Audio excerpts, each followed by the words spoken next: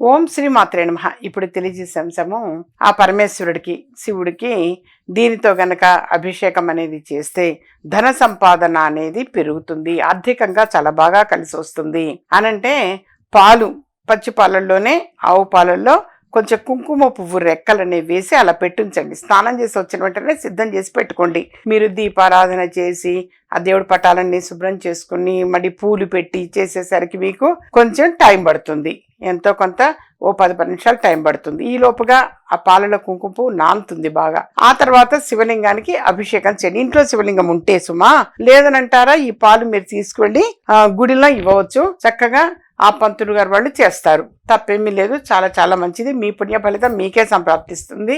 ఆ విధంగా ఇంట్లో శివలింగం ఉంటే మాత్రం మీరే చక్కగా శివుడికి అభిషేకం అనేది చేయండి, కుంకుమ పువ్వు కలిపినటువంటి పాలతోటి. అలా చేస్తే మాత్రం డెఫినెట్ గా శివకేశవుల ఇద్దరి అనుగ్రహం అనేది కలుగుతుంది. ఓన్లీ శివుడి అనుగ్రహం అని కాదు, శివకేశవుల ఇద్దరి అనుగ్రహం కూడా డెఫినెట్ కలుగుతుంది.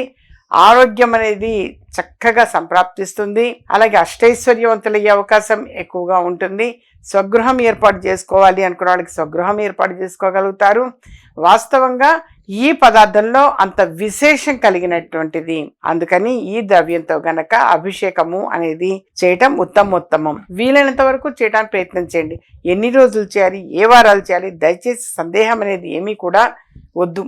డైలీ చేయవచ్చు నాన్న, డైలీ ఆ విధంగా చేయండి. Must and should. ఒక రోజు కుదరదు అనుకుంటే కనీసం సోమవారం నాడు చేయండి, లేదా ఒక అమావాస్య నాడు కూడా తప్పనిసరిగా చేయండి. పౌర్ణమి, అమావాస్య ఈ 2 రోజుల్లో కూడా చేయండి. అలా చేస్తున్నారు అనంటే డెఫినెట్ గా ఆర్థిక ఇబ్బందులు, కష్టాలు ఉంటే అవన్నీ కూడా తొలగిపోయి ధనం పెరిగే అవకాశం ఎక్కువగా ఉంటుంది.